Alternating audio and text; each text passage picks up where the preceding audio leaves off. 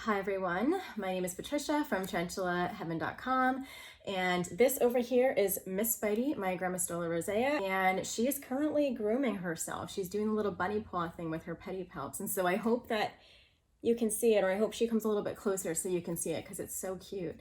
Anyway, today I wanted to talk about something that I found on the internet on one of my favorite tarantula channels, or actually one of my favorite tarantula people or commentator people, and that is Tom Moran of Tom's Big Spiders. If you don't know who Tom Moran is, you must educate yourself because he is one of the greats, one of the absolute gems of a person that we have in this hobby who has contributed so much to tarantula education, not only with his YouTube channel and his website, but he also had started a podcast, and he has been so helpful to so many tarantula owners as far as sharing his journey in tarantula keeping, as well as helping people.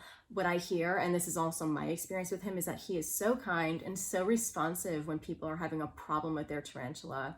And so every now and then I look at Tom Moran's blog or his website, tomsbigspiders.com, and I just find all of his work a wealth of information.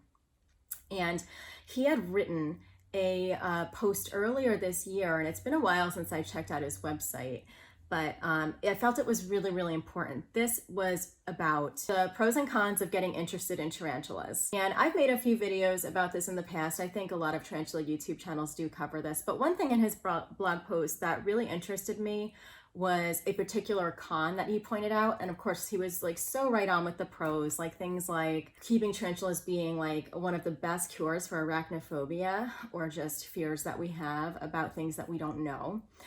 It is so wonderful as far as having an interesting hobby that can be calming to you and help your mental health. It's also just like amazing to have as a low maintenance pet that is not very expensive. And for a lot of people, the tarantula community itself is a great pro because it gives us a place to socialize and share about something that not many other people understand if they're not into this.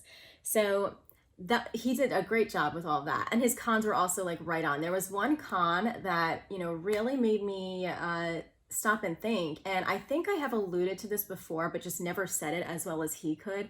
So I'm going to link his post in the description below, because whenever he speaks, he makes so much sense. He's just so good at communication. I think he's actually an educator or a teacher in his everyday life. So it makes sense why he's so good at this. But anyway, so one of the cons was that Tom said that tarantula keeping can attract the wrong types of keepers. And I thought about that before, but I've never heard it put that way. And he's so right. Like, one of the points that he makes is that people really do get attracted to this for the wrong reason, or get involved with just having either the wrong or completely unrealistic expectations of what this is going to be like. And it's quite sad, because I think that something that makes the tarantula hobby so cool is that it attracts so many different people from so many different walks of life. Like, I myself am a therapist, and a lot of people find it interesting that that is my chosen profession, and I love tarantulas this much. But also, like, it attracts lawyers, doctors, truckers, stay-at-home parents. Like, it really doesn't matter. People of all ages, all backgrounds of life, artists, all sorts of things. And it's a place where it doesn't really matter who you are. We all share this wonderful thing and this wonderful bond. But Tom Moran was just so wonderful at pointing out that yes, it does attract sometimes people who are in it for the wrong reasons. And one of the main points he brought up, or the first point that he brought up, was like people who were under the impression that this is a cuddly or affectionate pet. Oh, she's starting to preen her legs now.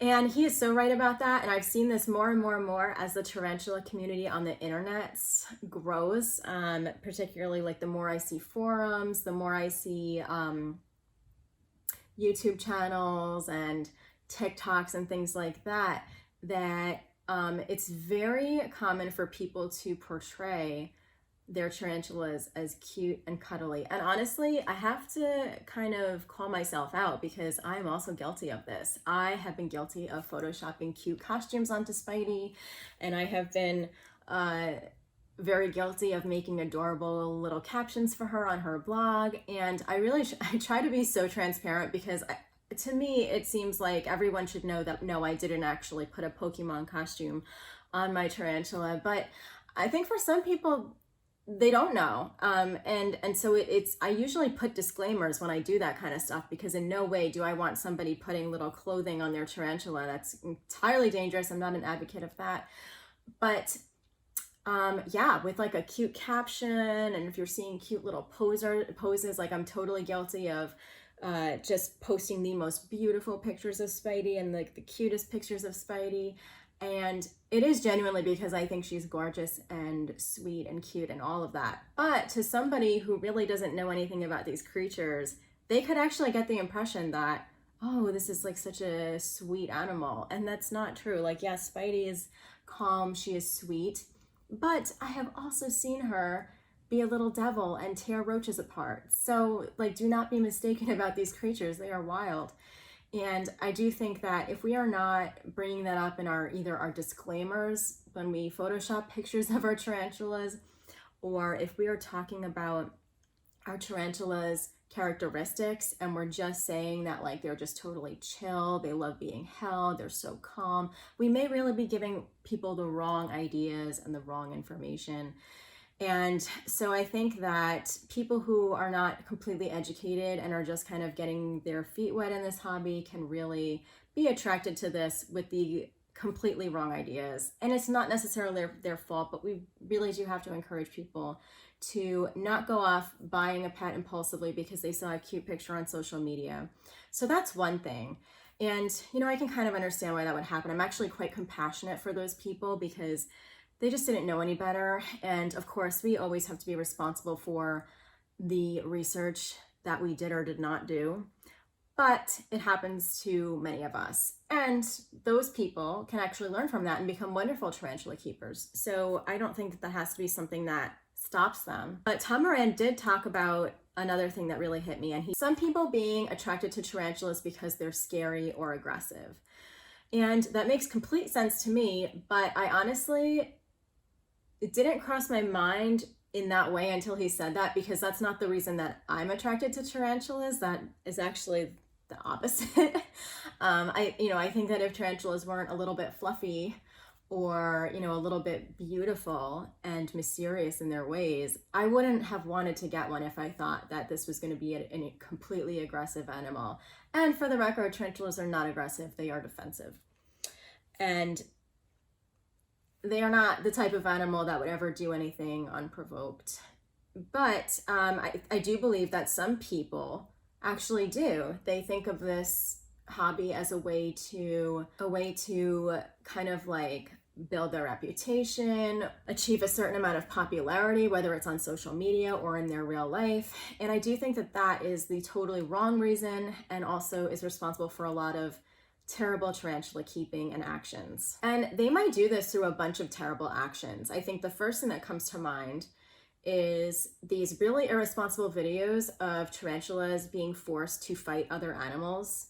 Where like two creatures are put in a cage together and they have to fight to the death. That to me is absolutely disgusting.